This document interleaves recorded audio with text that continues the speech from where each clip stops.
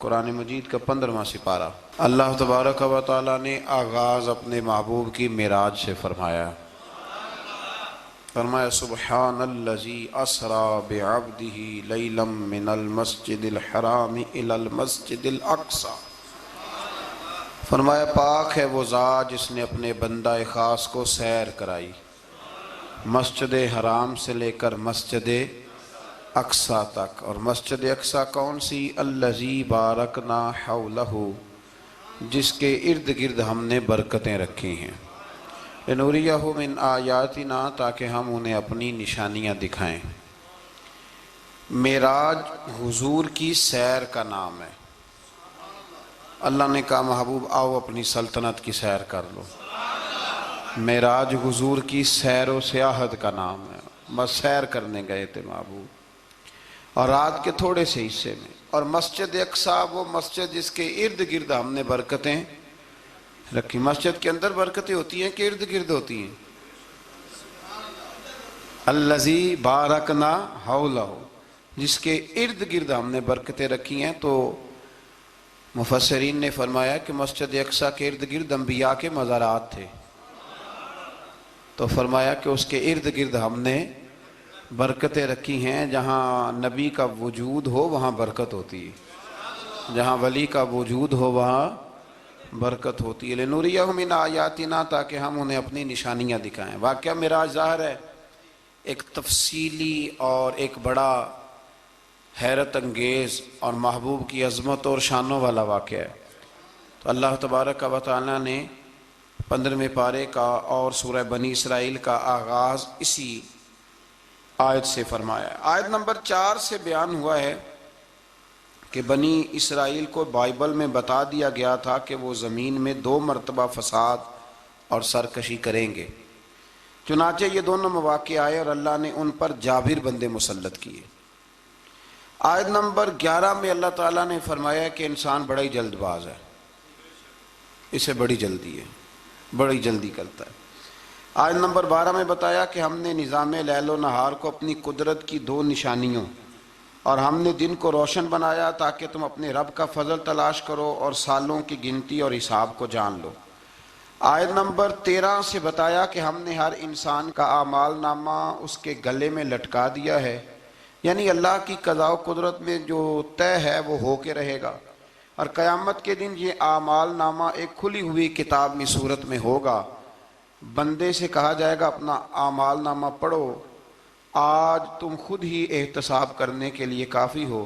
جس نے ہدایت کو اختیار کیا تو اسی کا فائدہ اسی کو پہنچے گا، اور جس نے گمراہی کو اختیار کیا تو اس کا وبال بھی اسی پر آئے گا۔ اور کوئی بوجھ اٹھانے والا دوسرے کا بوجھ نہیں اٹھائے گا، اور ہم اس وقت تک عذاب دینے والے نہیں جب تک کہ اتمام حجت کے لیے ہم رسول نہ بھیج دیں۔ اگلی آیت میں قدرت کا ایک قانون بیان کیا گیا ہے کہ جب ہم کسی بستی والوں کو ہلاک کرنے کا ارادہ کرتے ہیں تو اس کو عیش و عشرت کا دل دادہ لوگوں کو اپنے احکام بھیجتے ہیں، پھر وہ ان احکام کی نافرمانی کر کے عذاب کے مستحق ہوتے ہیں، اور یوں ہم ان کو تباہ و برباد کر دیتے ہیں۔ پہلے قومیں عیش میں پڑتی ہیں پھر تباہ ہوتی ہیں۔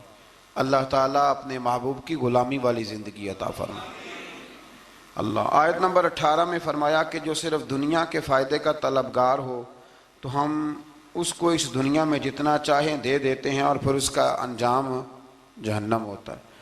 اللہ فرماتا ہے تو دنیا مانگے گا تو میں دے دوں گا، یہ نہیں کہ ملے گی نہیں، لیکن دنیا ملے گی، پھر جنت اللہ سے مانگیں ربنا آتنا فی الدنیا حسنہ وفی الآخرۃ حسنہ، یا اللہ دنیا بھی اچھی کر کے دے اور آخرت بھی ہمیں اچھی کر کے عطا فرما۔ آیت نمبر 21 میں ایک دوسرے پر دنیا میں فضیلت کا ذکر کرتے ہوئے فرمایا کہ آخرت کے بڑے بڑے درجے ہیں اور ان کی فضیلت بھی بہت بڑی ہے۔ آیت نمبر 23 میں والدین کے حقوق کی جانب متوجہ کرتے ہوئے فرمایا کہ تمہارے رب نے حکم دیا ہے کہ اس کی سوا کسی کی عبادت نہ کرو، اور ماں باپ کے ساتھ نیک سلوک کرو۔ اگر تمہاری زندگی میں وہ دونوں یا ان میں سے کوئی ایک بڑھاپے کو پہنچ جائے تو اس کو اف تک نہ کہو، ان کو جھڑکو بھی نہیں، اور ان کے ساتھ ادب سے بات کرو، اور ان کے لیے عاجزی اور رحم دلی کے بازو جھکائے رکھو، اور یہ دعا کرو کہ اے میرے رب ان پر رحم فرما جیسا کہ انہوں نے بچپن میں رحم کے ساتھ میری پرورش فرمائی تھی۔ آیت نمبر 26 میں قرابت داروں، مسکینوں اور مسافروں کے حقوق ادا کرنے اور فضول خرچی سے اجتناب کا حکم ہے، اور یہ کہ فضول خرچی کرنے والے شیطان کے بھائی ہیں، اور اگر بسبب تنگ دستی خرچ نہ کر سکو تو ان سے نرم بات ہی کر لو۔ فرمایا رشتہ داروں پہ خرچ کرو، اپنی ذات پہ فضول خرچی نہ کرو، اور اگر تم خرچ نہیں کر سکتے، غریب ہو، تو کم از کم اخلاق کا مظاہرہ ہی کر لو۔ رشتہ داروں کے اندر تلخ جملوں کا تبادلہ تو نہ کرو۔ آیت نمبر 29 نے تسلسل کے ساتھ احکام کا بیان ہے، تسلسل کے ساتھ۔ نمبر 1 فرمایا خرچ کرنے میں بخل، ہرس اور فضول خرچی کے درمیان میانہ روی کو اختیار کرنا، یعنی نیک کاموں میں کھلے دل سے خرچ کرنا اور مباح کاموں میں اعتدال کے ساتھ خرچ کرنا، اور ناجائز کاموں میں بالکل خرچ نہ کرنا۔ نمبر 2 ارشاد فرمایا کہ افلاس کے خوف سے اولاد کو قتل کرنے کی تمہیں ممانعت ہے، اور یہ کہ سب کا رزق دینے والا اللہ ہے۔ نمبر 3 میں فرمایا کہ زنا بہت بری چیز ہے، اس سے بچو۔ نمبر 4 میں قتل ناحق کی ممانعت ہے، اور قصاص لینے میں حد اعتدال میں رہنے کا حکم ہے۔ نمبر 5 میں یتیم کا مال کھانے کی ممانعت ہے، اور اس کے بالغ ہونے تک اس کے مال کی حفاظت کا حکم ہے۔ نمبر 6 وعدوں کے پورے کرنے کا حکم دیا گیا۔ یہ آیت نمبر 29 میں سارے احکام ہیں۔ اور نمبر 7 ناپ تول میں خیانت کی ممانعت کی گئی۔ نمبر 8 جس چیز کا علم نہ ہو اس کے در پہ ہونے کی ممانعت کی، جس کا پتہ نہیں اس مسئلے میں پڑھنے سے اللہ نے یہ تو بڑا مشکل کام بتا دیا ہے۔ یہاں تو جس کو بالکل بھی نہیں نہ پتا وہ بھی 1 2 3 فتوے تو دن میں دے ہی دیتا ہے، اللہ ماشاءاللہ۔ فرمایا جس کا پتہ نہیں اس کام کے پیچھے بے شک کان، آنکھ، دل ان سب سے روز قیامت سوال ہوگا۔ 9 نمبر میں فرمایا تکبر اور اطراء کے چلنے والے ٹھیک نہیں کرتے، ان کی مذمت ہے۔ نمبر 10 شرک کی مذمت بیان کی گئی، اور 11 نمبر پہ یہ بھی بیان ہوا کہ کسی کی روزی کی کشادگی یا تنگی کا مدار اس کی فضیلت یا بے قدری نہیں کہ بندہ اچھا نہیں تھا اس لیے اللہ نے پیسے نہیں دیے۔ فرمایا یہ اس کی بے قدری اس وجہ سے نہیں، یہ اللہ تعالیٰ کی حکمت اور مشیت کا معاملہ ہے۔ اللہ زیادہ بہتر جانتا ہے کہ کسی کو اس نے کیا دینا ہے۔ ان تفصیلات کے بعد فرمایا اے رسول یہ وہ حکمت والی باتیں ہیں جن کی ہم نے آپ کی طرف وحی فرمائی ہے۔ اقوال زری لکھے ہوتے ہیں نا، آپ اس طرح کریں سورہ بنی اسرائیل کی آیت نمبر 29 لکھ کے لگائیں۔ میں اکثر نا جب کوئی بندہ کہتا ہے نا اقوال زری، تو میں کہتا ہوں پہلے بتاؤ قرآن سارا تم نے لکھ کے لگا لیا، یاد کر لیا، حدیثیں ساری لکھ لی؟ اب تو انگریزوں کے قولوں کو اقوال زری بنا کے لوگ بیان کرتے ہیں۔ تو میں کہتا ہوں پہلے قرآن حدیث اپنے اللہ کے بندوں کی باتیں تو پوری کر لو، تم تو دور نکل گئے ہو۔ اللہ فرماتے ہیں یہ حکمت والی باتیں ہیں، یہ تھوڑی حکمت والی بات ہے کہ رب فرما رہا ہے کہ کسی کی روزی کا کشادگی یا تنگی کا مدار اس کی فضیلت یا بے قدری پہ نہیں، بلکہ تو اللہ بہتر جانتا ہے کہ اس کو کیا دینا ہے۔ یہ بہت بڑی حکمت والی بات۔ آیت نمبر 40 میں کفار اور مشرکین کی اس خبیث فطرت کو بیان کیا گیا کہ خود تو بیٹوں کی تمنا کرتے ہیں اور اللہ کی طرف بیٹیوں کی نسبت کر کے کہتے ہیں کہ فرشتے معاذ اللہ اللہ کی بیٹی ہیں۔ آیت نمبر 44 سے بیان ہوا کہ 7 آسمان اور زمینیں اور جو بھی ان میں ہے اپنے اپنے انداز میں اللہ کی تسبیح کر رہے ہیں، ہر چیز اللہ کی حمد کے ساتھ اس کی تسبیح کر رہی ہے، لیکن تم ان کی تسبیح کو سن نہیں سکتے۔ آیت نمبر 45 میں فرمایا کہ منکرین آخرت قرآن کی تعلیمات سے استفادہ کرنے سے محروم رہے اور ان کے دل و دماغ حق کو قبول کرنے کی سعادت سے محروم ہیں، اور فصیح و بلیغ قرآن سن کر بھی نبی پر سحر زدہ ہونے کا تان کرتے ہیں معاذ اللہ۔ آیت نمبر 49 میں بتایا کہ منکرین آخرت کہتے ہیں کہ جب ہماری ہڈیاں گل سڑ کے ریزہ ریزہ ہو جائیں گی تو کیا ہمیں اثر نو پیدا کیا جائے گا؟ اللہ تعالیٰ نے فرمایا تم پتھر بن جاؤ یا لوہا یا کوئی اور مخلوق جو تمہارے خیال میں بہت سخت ہو، وہی رب ذوالجلال دوبارہ پیدا کرے گا جس نے تمہیں پہلے پیدا فرمایا تھا۔ آیت نمبر 52 میں عمدہ بات کرنے کا حکم دیا گیا، اور آیت نمبر 56 میں بتایا کہ باطل معبود اپنے پوجنے والوں کی تکلیف کو دور کرنے یا بدلنے کی قدرت نہیں رکھتے۔ آیت نمبر 61 سے ایک بار پھر فرشتوں کے آدم کو سجدہ کرنے اور شیطان کے انکار کرنے کا ذکر ہے، اور اس بات کا بھی کہ شیطان جو کچھ بھی کر لے اللہ کے خاص بندوں پر اس کا داؤ چلتا نہیں ہے۔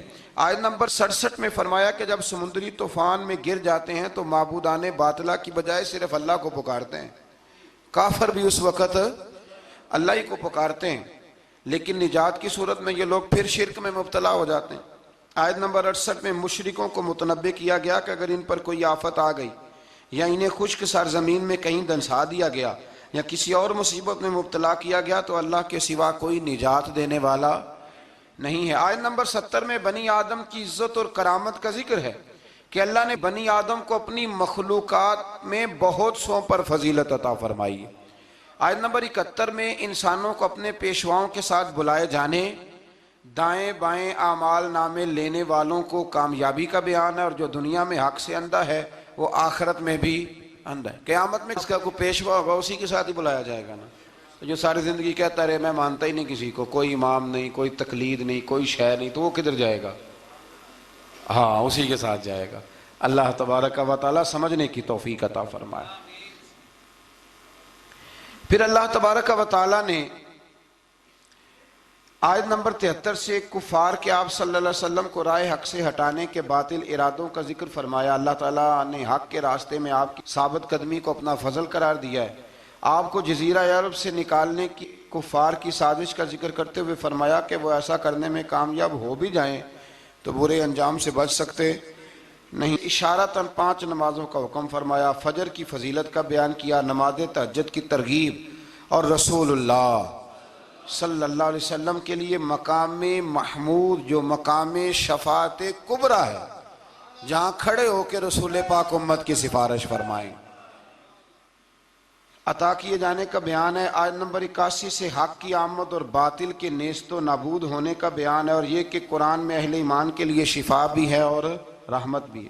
آیت نمبر 83 میں انسان کی اس فطرت کا ذکر ہے کہ نعمتوں پر ناشکری اور مصیبت پر نا امیدی کا اظہار کرتا ہے، یہ اس کی فطرت ہے. آیت نمبر 85 میں اس امر کا بیان ہے کہ یہود نے رسول اللہ صلی اللہ علیہ وسلم سے روح کے بارے میں سوال کیا تو اللہ تعالیٰ نے فرمایا کہ اے رسول صلی اللہ علیہ وسلم کہہ دیجئے کہ روح میرے رب کے امر سے ہے اور تم کو محض تھوڑا سا علم عطا کیا گیا.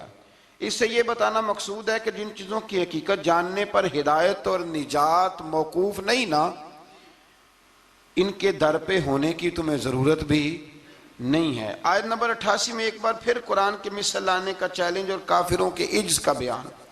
آیت نمبر 90 سے مشرکین مکہ کے بعد فاسد مطالبات کا ذکر کرتے ہوئے فرمایا کہ انہوں نے کہا ہم اس وقت تک آپ پر ایمان نہیں لائیں گے حتیٰ کہ آپ ہمارے لیے زمین سے پانی کا کوئی چشمہ جاری کر دیں، یا آپ کھجوروں اور انگوروں کے باغات کے مالک بن جائیں جن کے نیچے نہریں بہہ رہی ہیں، یا آپ ہمیں جس عذاب سے ڈراتے ہیں وہ لے آئیں، یا آسمان کو ٹکڑے ٹکڑے کر کے ہم پہ گرا دیں، یا اللہ اور فرشتوں کو ہمارے سامنے بے حجاب کر دیں، یا آپ کے لیے سونے کا گھر ہو، یا ہم آسمان پر چڑھ جائیں اور پھر آسمان سے ہم پر کتاب نازل کریں جس کو ہم پڑھیں.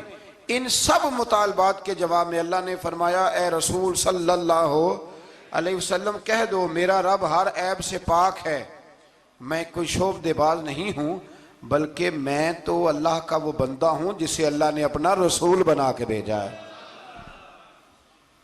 یہ کچھ لوگ نا شعبدوں کی باتیں کرتے ہیں، آج بھی کرتے ہیں، فلانے پیر صاحب ہیں جی، یہ جو کچھ لوگ بڑے بڑے نادان ہیں نا، یہ ساری آپ پڑھ لیں آیت نمبر 90، تو وہی سارے سوالات ہیں جو آج کا بد مذہب ولیوں کے بارے میں کرتا ہے. کہتا ہے اگر ایسے ہیں تو پھر یہ کر دیں، پھر وہ کر دیں. او خدا کے بندو، ولی شعبدے دکھانے نہیں آتے، بندوں کو رب سے ملاتے ہیں. ان کا کام پیغام حق دینا ہے، ان کا یہ کام نہیں ہے. آیت نمبر 94 سے کفار مکہ کے اس اعتراض کا ذکر ہے کہ اللہ نے بشر کو رسول بنا کے کیوں بھیجا؟ استغفر اللہ، یعنی کوئی فرشتہ کیوں نہیں بھیجا؟ اللہ تعالیٰ نے فرمایا رسول صلی اللہ علیہ وسلم کہہ دو اگر زمین میں فرشتے بستے اور اطمینان سے چلتے پھرتے تو ہم ان پر آسمان سے فرشتہ ہی رسول بنا کے نازل کرتے. اگر فرشتوں کی طرف رسول بنانا ہوتا تو پھر کس کو بناتے؟ فرشتوں کو. یعنی نبی اور رسول جس مخلوق کی طرف مبعوث ہوئے اسی کے جن سے ہوتے ہیں. ان آیات میں یہ بھی بتایا کہ منکرین آخرت کو ان کے منہوں کے بل اندھا، گونگا اور بہرا بنا کر اٹھایا جائے گا اور ان کا ٹھکانہ جہنم ہے. آیت نمبر 100 میں فرمایا کہ آپ کہیے اگر بالفرض تم میرے رب کی رحمت کے خزانوں کے مالک ہوتے تو تم خرچ کے ڈر سے ان کو روکے رکھتے، اور دراصل انسان ہے ہی بخیل، یہ کنجوس ہے، یہ اللہ کی دی ہوئی توفیق سے بھی اس کے رستے میں خرچ کرنے کو تیار نہیں ہوتا۔ آیت نمبر 101 سے موسیٰ علیہ السلام کو 9 معجزات عطا کیے جانے، فرعون کا آپ کو ساحر کہنے، فرعون کے غرق ہونے اور بنی اسرائیل کے زمین میں آباد ہونے کا ذکر ہے۔ آیت نمبر 105 میں قرآن مجید کو بتدریج تھوڑا تھوڑا نازل کر کے نازل کرنے کی حکمت یہ بتائی گئی کہ رسول ان پر ٹھہر ٹھہر کے پڑھیں گے، ان کے لیے قرآن کو سمجھنے میں آسانی ہوگی۔ مشرکین مکہ اعتراض کرتے تھے کہ کبھی آپ اللہ کہتے ہیں کبھی رحمان کہتے ہیں، ہم تو رحمان کو نہیں جانتے، تو اللہ نے فرمایا رسول کہہ دیجئے کہ معبود برحق کو تم اللہ کہہ کے پکارو یا رحمان کہہ کے پکارو، تم اسے جس نام سے بھی پکارو گے سب اسی کے نام ہے، اور اسے پکارنے میں میانہ روی سے کام لو۔ آخری آیت میں فرمایا کہ اللہ کی نہ کوئی اولاد ہے، نہ کوئی اس کی سلطنت میں اس کا شریک ہے، نہ اسے کسی مددگار کی ضرورت ہے، اور آپ اس کی کبریائی کو بیان کرتے رہیے۔ آگے شروع ہو جاتی ہے سورہ کہف۔ اصحاب کہف کا نام تو سنا ہے نا ماشاءاللہ آپ حضرات۔ پہلے اس کی فضیلت میں ایک حدیث نہ بیان کروں؟ نبی کریم صلی اللہ علیہ وسلم نے فرمایا، یہ مسلم شریف کی حدیث ہے، دجال آئے گا قیامت کے قریب اور بڑے لوگوں کو گمراہ کرے گا، تو حضور نے فرمایا جو سورہ کہف کی 10 آیات زبانی یاد کر لے نہ وہ دجال کے فتنے سے بچ جائے گا۔ اللہ توفیق عطا فرمائے۔ اس سورہ مبارکہ کی آیت نمبر 9 سے اصحاب کہف کا ذکر شروع ہوتا ہے۔ اصحاب کہف، جب حضرت عیسیٰ علیہ السلام کو اللہ کریم نے چوتھے آسمان پہ بلا لیا نا، تو دقیانوس نام کا ایک بادشاہ ہوا بنی اسرائیل کے اندر، بڑا ظالم تھا، اس نے گمراہی پھیلا دی، اور جو لوگ معاذ اللہ کفر اور شرک نہیں کرتے تھے انہیں قتل کروا دیتا تھا۔ تو 7-8 نوجوان اپنا ایمان بچا کے بھاگے۔ او ہو اللہ اکبر، ساری دنیا مال بچا کے بھاگتی، وہ 7-8 نوجوان اپنا ایمان بچا کے بھاگے کہ یہ ہمیں کہیں کفر کی طرف نہ لوٹا دے، تو جا کے ایک غار کے اندر چلے گئے، تو ایک کتا بھی ان کے ساتھ ہو گیا۔ انہیں کتے کو بڑے روڑے مارے کہ یہ اگر بھونکے گا آواز نکالے گا تو ہم پکڑے جائیں گے، ہم نے تو چھپنا ہے، پر اس کو نہ ولیوں سے پیار ہو گیا تھا، اس نے کہا بھگاؤ جتنا مرضی مجھے، فطرت میری ہے کہ میں بھونکتا ہوں، پر جب اللہ کے ولی ہوں تو پھر میں ادب کرتا ہوں۔ یہ قرآنی واقعہ ہے۔ اچھا، یہ عین وہ واقعہ ہے قرآن مجید کا کہ جو بہت ساری چیزوں پر ویسے ہی نص ہے اور بہت ساری زبانیں ویسے ہی گنگ ہو جاتی۔ تو وہ 6-7 لوگ تھے، وہ چلے گئے غار کے اندر، جا کے انہوں نے پناہ لے لی۔ بادشاہ کو پتہ چل گیا کہ غار کے اندر ہے۔ اچھا، اللہ کی قدرت، جیسے ہی داخل ہوئے انہیں نیند آ گئی، یہ سو گئے۔ اور قرآن مجید کہتا ہے، قرآن مجید کے یہ لفظ ہیں کہ کتا غار کے منہ پر بازو پھیلا کے بیٹھ گیا، گویا اپنے مالکوں کی خدمت کر رہا ہے۔ اب میاں صاحب کی ایک بات کر لیں درمیان میں۔ میاں صاحب فرماتے ہیں، جنہ تنا وچ عشق نہ رچیا، کتے ہونا تھی چنگے، اور چلو مالک دے کر راکھی کر دے، صابر بھوکے ننگے۔ یہ دیکھو نا کہ اتنا تو ان کے اندر بھی کمال ہے، اپنے نا دونوں بازو پھیلا کے، کتا بھی غار پہ بیٹھ گیا، ان کو نیند آ گئی۔ بادشاہ نے پتہ کرایا کہاں بھاگ کے گئے، تو کہا وہ غار کے اندر ہیں۔ بادشاہ کہنے لگا کہ ان کی سزا یہ ہے کہ ایک دیوار چن دو غار کے منہ میں، غار کوئی بند کر دو۔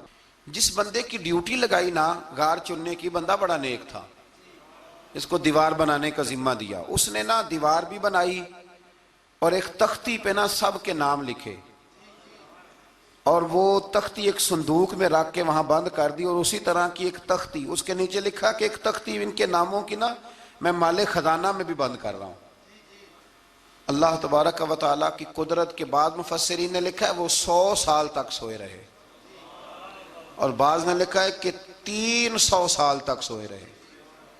300 سال کے بعد اس طرح ہوا کہ حکومتیں بدل گئیں۔ بیدروس نام کا ایک بادشاہ آ گیا، وہ بڑا نیک دل تھا، اس نے ہر طرف حضرت عیسیٰ علیہ السلام کی شریعت کا پھر سے نعرہ بلند کیا۔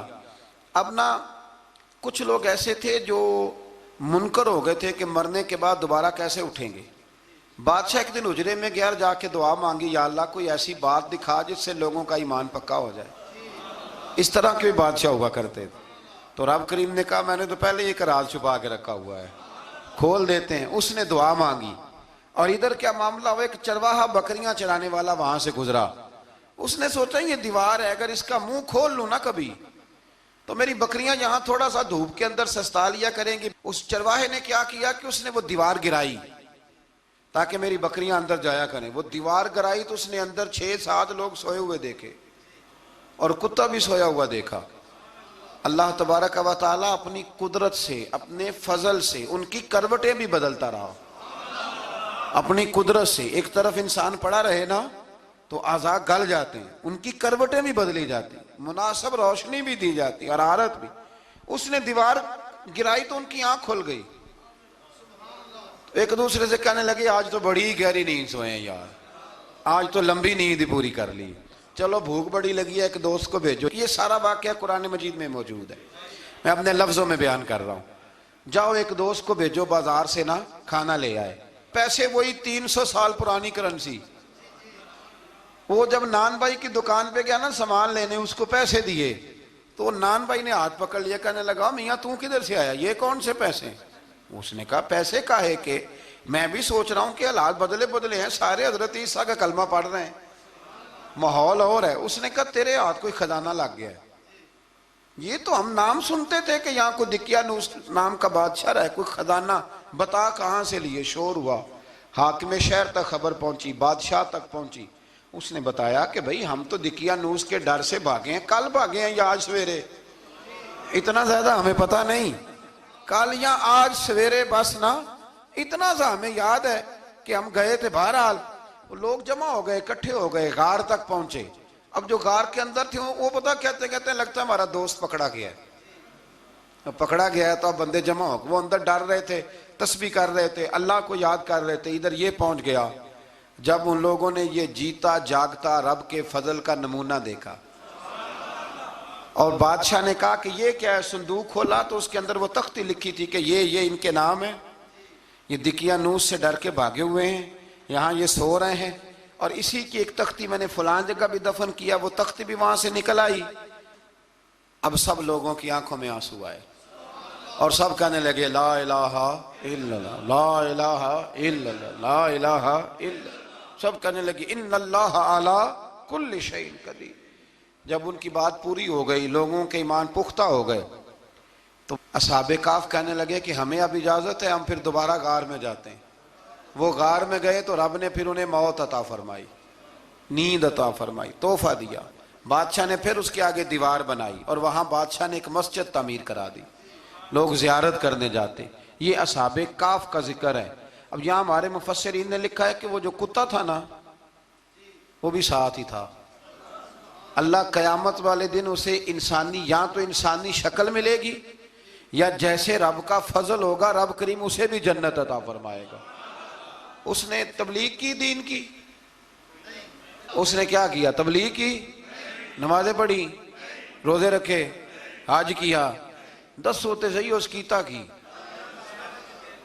اسی آنکھیں نا خدا کے فضل سے ہم پر ہے سایہ غوث اعظم کا, ہمیں دونوں جہاں میں ہے سہارا غوث اعظم کا. لوگ پریشان ہو جاتے ہیں, کہتے ہیں کس طرح کی بات کرتے ہو. تو میں نے کہا اصل میں تیرا عقیدہ کچا ہے. وہاں تو کتا چلا جائے ولی کے پاس تو رب اسے جنت دے دیتا ہے, تو جیگتا جاتا مومن جائے تو اللہ کیوں فضل نہیں فرماتا. اس سے آگے نا پھر آیت نمبر 32 ہے, اس میں اللہ تبارک و تعالیٰ نے 2 لوگوں کا واقعہ بیان کیا ہے. فرمایا ایک شخص کے انگوروں کے باغات تھے اور چاروں طرف سے انہیں کھجوروں کے درختوں نے گھیر رکھا تھا, اور درمیان میں کھیتی بھی تھی اور بیچ میں دریا بھی بہہ رہا تھا, اور ان باغات نے بہت عمدہ فصل دی. ایک دن یہ شخص اپنے ساتھی سے کہنے لگا میرا مال اور افرادی قوت تم سے زیادہ ہے, مجھے یقین ہے کہ یہ باغ کبھی برباد نہیں ہوگا. اول تو مجھے قیامت کا یقین ہی نہیں معاذ اللہ, لیکن اگر قیامت آئی تو مجھے وہاں سے بھی بہتر مال ملے گا. اس کے دوسرے ساتھی نے کہا تو اپنی اصل کو بھول گیا ہے اور تو نے اپنے خالق کی ناشکری کی جو کہ وحدہ لا شریک ہے. اگر تم نے باغ میں داخل ہوتے وقت ماشاءاللہ لا قوت الا باللہ کہہ دیا ہوتا تو یہ تمہارے حق میں بہتر ہوتا. اگرچہ مال اور اولاد میں تم سے کم ہوں, لیکن میرا ایمان یہ ہے کہ اللہ تعالیٰ مجھے اس سے بہتر نعمت عطا کرے گا، اور آسمان سے کوئی آفت آئی اور تمہارا باغ تباہ و برباد ہو جائے گا، یا اگر اس کا پانی زمین میں دھس گیا تو پھر تم اسے تلاش نہ کر پاؤ گے، بالآخر اس شخص کا باغ برباد ہو گیا۔ وہ جو کہتا تھا نا مجھے یقین نہیں قیامت نہیں آئے گی، اس کا باغ ہی، اور وہ کف افسوس ملتے ہوئے کہنے لگا کاش میں نے شرک نہ کیا ہوتا، لیکن پھر اس کا کوئی نہ مددگار تھا اور نہ حمایتی۔ آیت نمبر 45 میں اللہ تعالیٰ نے دنیا کی زندگی کی ناپائیداری کو ایک مثال سے بیان فرمایا کہ آسمان سے بارش نازل ہوئی، گھنا سبزہ نکلا، پھر وہ سوکھ کر چورا چورا ہو گیا، جسے ہوا اڑا کے لے گئی، مال اور بیٹے تو محض جیتی دنیا کا سنگار ہے۔ جب تک تم زندہ ہو تب تک مال بھی ہیں اور بیٹے بھی ہیں، والباقیات الصالحات، ہاں اگر کچھ ہے باقی رہے گی تو تمہارے اچھے اعمال باقی رہیں گے، اور اگر اولاد نیک ہوئی تو وہ بھی باقیات الصالحات میں شامل ہو جائے گی۔ آیت نمبر 47 سے فرمایا کہ قیامت کے دن تمام روئے زمین پر ایک کھلے میدان کی صورت میں ہوگا، سب لوگ صف باندھے رب کے حضور اکیلے حاضر ہوں گے اور اپنے اعمال ناموں کو دیکھ کر خوف زدہ ہوں گے، کہیں گے ہائے افسوس اس اعمال نامے کو کیا ہوا، اس نے نہ کوئی صغیرہ گناہ چھوڑا نہ کبیرہ، مگر سب کو شمار کیا۔ آیت نمبر 50 میں حضرت آدم علیہ السلام کو فرشتوں کے سجدہ، ابلیس کی نافرمانی اور شیطان اور اس کی ذریت کے انسان کے دشمن ہونے کا بیان ہے۔ آگے پھر ذکر شروع ہو جاتا ہے حضرت موسیٰ علیہ السلام اور حضرت خضر علیہ السلام کا۔ یہ لفظ خضر بھی ہے اور خضر بھی ہے، یہ دو تین طریقوں سے پڑھا جاتا ہے۔ حضرت خضر کے بارے میں مختلف روایات ہیں کہ یہ ولی ہیں کہ نبی ہیں، لیکن مضبوط رائے اکثر بزرگوں کی یہی ہے کہ یہ بھی اللہ کے نبی ہیں، اور بعض نے لکھا ہے یہ ہمیشہ سے زندہ ہیں۔ یہ دو اللہ کے نبی حضرت الیاس علیہ السلام اور حضرت خضر علیہ السلام، یہ دونوں ہر سال حج میں بھی جاتے ہیں، ہر سال حج میں بھی جاتے ہیں، کیونکہ ایک روایت ملتی ہے کہ محبوب کریم علیہ السلام حج پہ گئے تو فرمایا میں الیاس اور خضر کو پہاڑوں سے اترتے ہوئے دیکھ رہا ہوں۔ تو جن کو اللہ نے کھلی آنکھیں دی ہوتی ہیں پھر انہیں زیارت بھی ہوتی ہے، انہیں یہ نظر بھی آتے ہیں۔ حضرت خضر علیہ السلام کو اللہ نے علم لدنی عطا فرمایا۔ یہ علم لدنی اللہ جس کو اپنے پاس سے عطا کر دے اس کو علم لدنی کہتے ہیں۔ حضرت موسیٰ علیہ السلام ایک دن تقریر کرتے ہوئے کسی نے پوچھا کہ آپ سب سے بڑے عالم ہیں، فرمایا الحمدللہ۔ تو اللہ کریم نے فرمایا نہیں ہے موسیٰ کلیم آپ سے بڑے بڑے بھی ہیں، بڑے بڑے لوگ ہیں۔ ہمارے ہاں مسئلہ ہے پا نہ پڑی، اور لوگ مناظرہ کرنے آتے ہیں، کئی دفعہ لوگ نا مسئلہ بتاتے ہیں تو میں کہتا ہوں جناب آپ نے بتا دیا کہ اب آپ نے حکم کرنا ہے، اب آپ نے حکم کرنا ہے۔ کبھی کبھی کچھ لوگ ایسی باتیں کرتے ہیں وہ جی آپ ایک بندے کا نام لیتے ہیں ذکر کرتے ہیں، تو میں نے کہا چلو ہم نے بھی کہیں کچھ پڑھا ہی ہوگا نا تبھی تو ذکر کرتے ہیں، لیکن جو آتے ہیں نا لوگ وہ مشورہ تمہارے دور میں ہے ہی نہیں، جس نے جو لائن پڑھ لی ہے وہ اس پہ پکا ہو گیا، سارا نہیں نہ پڑھا، سارا پڑھے پھر بات سمجھ میں آتی ہے۔ حضرت موسیٰ کلیم اللہ کے نبی ہیں اور کیا بات ہے ان کی، اور یہ بھی اللہ کا فضل ہوا حضرت موسیٰ نے یہ بات کی تبھی تو ہمیں اتنی شاندار حکمتوں کے پھول ملے، یہ بھی حضرت موسیٰ کا ہی کمال ہے۔ تو حضرت موسیٰ نے کہا کہ اے اللہ وہ جو مجھ سے بڑا ہے عالم ہے وہ کہاں ملے گا جس سے میں حکمت کی بات سیکھوں، تو فرمایا جہاں مجمع البحرین ہے نا دو دریا ملتے ہیں وہاں وہ ملے گا۔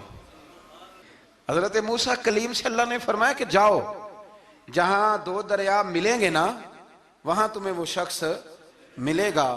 تو یا اللہ میں کس طرح، فرمایا زادرہ ساتھ لے جاؤ کھانے پینے کا سامان۔ حضرت موسیٰ کلیم لے گئے، مچھلی بھی لے گئے، فرمایا یہ مچھلی جہاں تمہارے برتن سے نکل کے دریا میں داخل ہو وہاں دریا میں شگاف پڑ جائے گا، وہاں وہ تمہیں شخص ملے گا۔ حضرت موسیٰ نے اپنے خادم حضرت یوشع بن نون علیہ السلام کو بھی ساتھ لیا، یہ بعد میں حضرت موسیٰ علیہ السلام کے جانشین ہوئے۔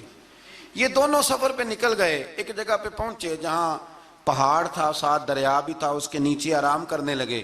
حضرت موسیٰ کلیم سو گئے تو یوشع بن نون علیہ السلام موجود تھے، مچھلی جھٹ سے نکلی دریا میں داخل ہو گئی، وہاں راستہ بھی بن گیا۔ اب اٹھے حضرت موسیٰ کلیم، جب اٹھے تو فرمایا چلو چلیں، تھوڑا آگے جا کے فرمایا بھوک لگ رہی ہے کھانا تو نکالو۔ انہیں یاد آیا، کہنے لگے حضور مچھلی تو دریا میں چلی گئی تھی۔ فرمایا تو نے بتایا ہی نہیں، وہی تو ہماری منزل تھی جہاں مچھلی دریا میں گئی۔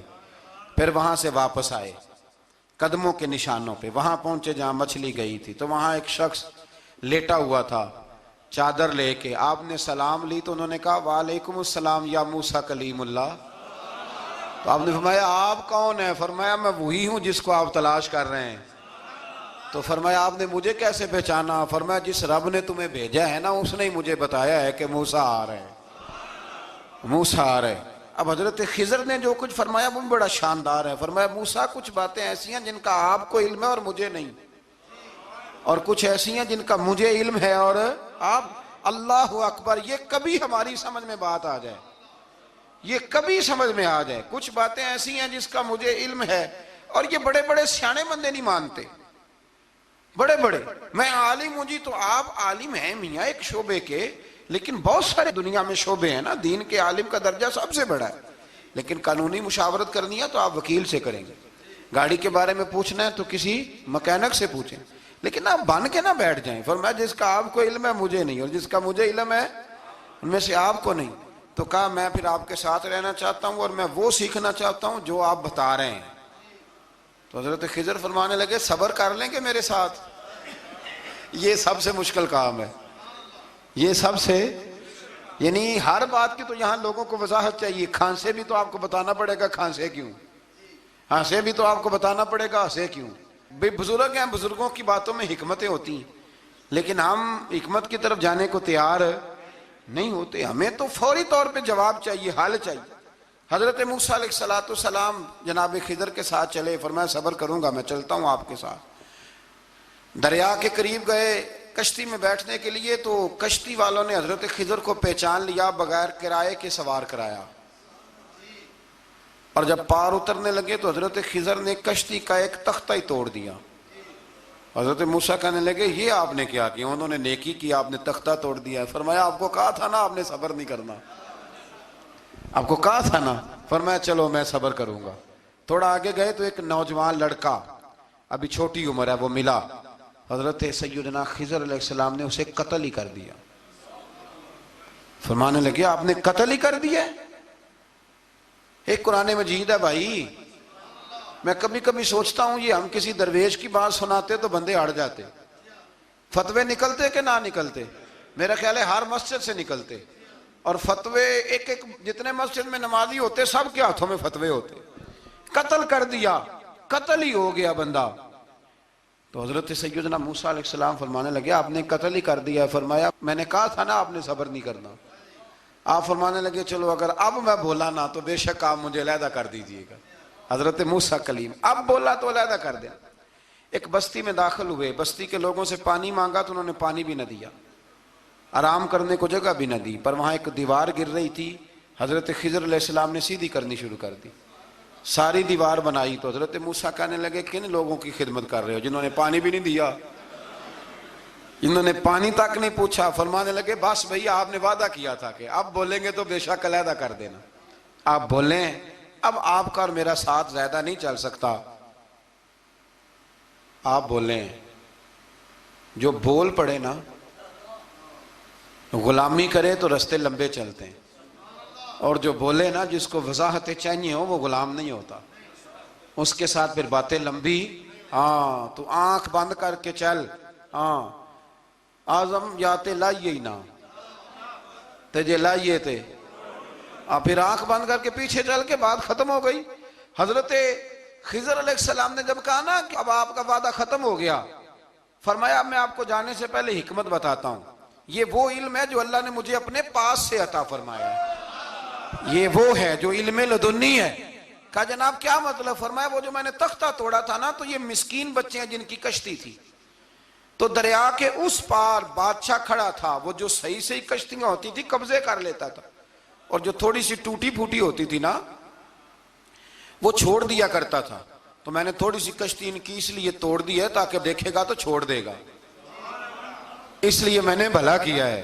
اور فرمایا وہ جو بچہ میں نے قتل کیا نا وہ شروع سے ہی کفر کا دل دادا تھا، اس کے ماں باپ نیک تھے. اگر بڑا ہوتا جوان ہوتا تو ہو سکتا ہے ماں باپ کو بھی کفر میں مبتلا کر دیتا. اب اس کے بدلے اللہ انہیں صالح بیٹا عطا فرمائے گا. تو یہ بھی میں نے اللہ کے دیے ہوئے علم سے کیا. اور فرمایا یہ جو دیوار میں نے نبی ہو کے یا ولی ہو کے مزدوری کر کے دیوار بنائی ہے نا، اللہ اکبر، فرمایا یہ دیوار عام لوگوں کی نہیں، یہ یتیم بچوں کا خزانہ ہے دیوار کے نیچے، یہ گر جاتی تو خزانہ ظاہر ہو جاتا، اور بچائی اس لیے ہے کہ وَكَانَ أَبُوهُمَا صَالِحًا، ان بچوں کا باپ نیک آدمی تھا، ان کا باپ۔ قاضی ثناء اللہ صاحب پانی پتی فرماتے ہیں ڈائریکٹ باپ نہیں تھا، 7ویں نسل میں جا کے باپ بنتا تھا۔ سن لیں یہ بھی بات، ایک بندہ نیک ہو تو اس کی 7 نسلوں تک رب خزانوں کی بھی حفاظت فرماتا ہے۔ اب آپ اندازہ فرمائیں کہ بات کتنی دور تک جاتی ہے۔ بزرگوں کی باتوں میں نا حکمتیں ہوتی ہیں، دانائیاں ہوتی ہیں۔ یہ طریقت کے جو لوگ ہوتے ہیں انہیں سبق یہ دیا جاتا ہے کہ آمنا وصدقنا، ماننا ہے اور تصدیق کرنی۔ ہمارا معاملہ یہ ہے کہ یہاں وضاحت دینی پڑتی، وہ جی وہاں کیا ہوا تھا، وہ جو گاڑی آپ کے پاس ہے تو وہ کہاں سے آئی، تو وہ جو کل آپ نیا جوڑا پہن کے آئے تھے تو وہ کدھر سے آیا۔ تو جو لوگ وضاحتیں مانگتے ہیں وہ اپنے نہیں ہوتے، ان کا غلامی کا رشتہ نہیں ہوتا۔ حبیب اور ہوتا ہے، شریک اور ہوتا ہے۔ شریک وضاحتیں مانگتے ہیں، حبیب محبت کرتے ہیں۔ ہمارا آج سب سے بڑا المیہ یہ ہے، سب سے بڑا، کہ ہم کسی حکمت کے تحت کوئی بندہ اگر کوئی کام کر رہا ہے تو مجبوری ہے کہ ہمیں وہ حکمت بتائی جائے، ایسا نہ کریں۔ یہ طریقہ حضرت غوث اعظم رضی اللہ تعالیٰ عنہ، حضور غوث پاک رضی اللہ تعالیٰ عنہ کو ایک شخص ملنے آ گیا۔ ملا علی قاری نے لکھا ہے، آپ کے ایک مرید نے کہا چل میرے پیر سے ملنے، کہنے لگا میں نہیں جاتا ملنے کسی پیر شیر سے، کہا نہیں آؤ تو صحیح۔ وہ آیا نہ تو اس نے دیکھا کہ 50 گھوڑے عربی نسل کے کھڑے ہیں غوث پاک کے دروازے، موٹے تازے چوڑے عربی نسل کے گھوڑے۔ اس کے ذہن میں خیال آیا، کہنے لگا یار سواری کے لیے اگر رکھے ہیں تو ایک بھی کافی تھا، 50 کی کیا ضرورت تھی۔ اللہ اکبر۔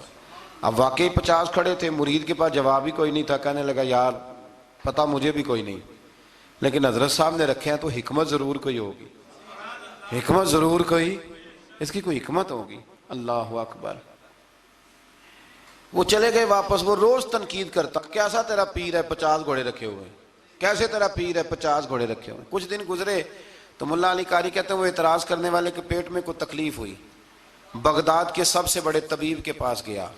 اس نے کہا تیرا تو جگر تباہ ہو گیا ہے، عربی نسل کا ایک گھوڑا چاہیے، اس کو ذبح کریں گے، اس کا جگر نکالیں گے، اس کی دوائی بنا کے تجھے کھلائیں گے، اور 50 گھوڑے ہوں گے تو بچے گا۔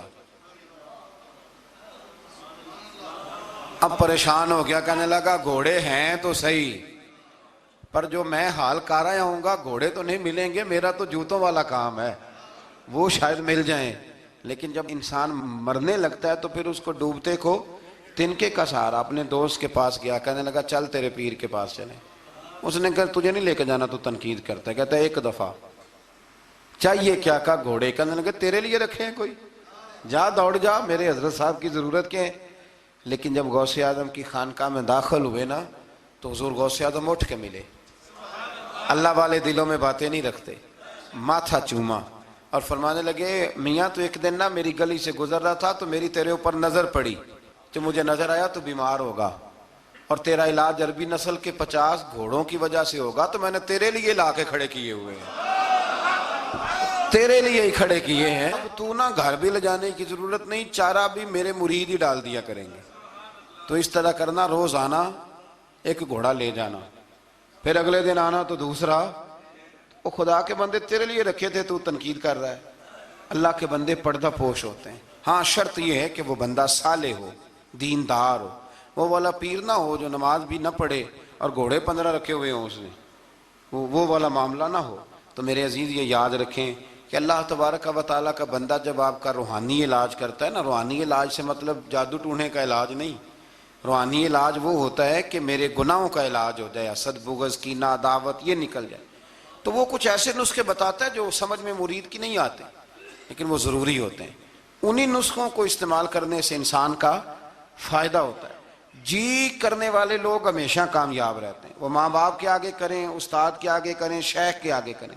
اور جن کو وضاحتوں کی ضرورت ہوتی ہے، ہاں ایک شرعی بات ضرور ہے، وہ ضرور سن لیں۔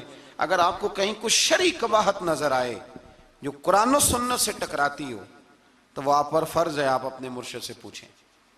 کتنی بڑی بات کر رہا ہوں، یعنی جو چیز قرآن و سنت سے ٹکرا رہی ہو اس کی وضاحت طلب کرنا ضروری ہوتا ہے، اور جو دین سے نہ ٹکرائے اس پر آپ وضاحتیں پوچھتے ہیں تو پھر اس کا مطلب ہے کہ آپ علاج کرانے میں سنجیدہ نہیں ہیں۔ اللہ تعالیٰ قرآن مجید کو سمجھنے کی توفیق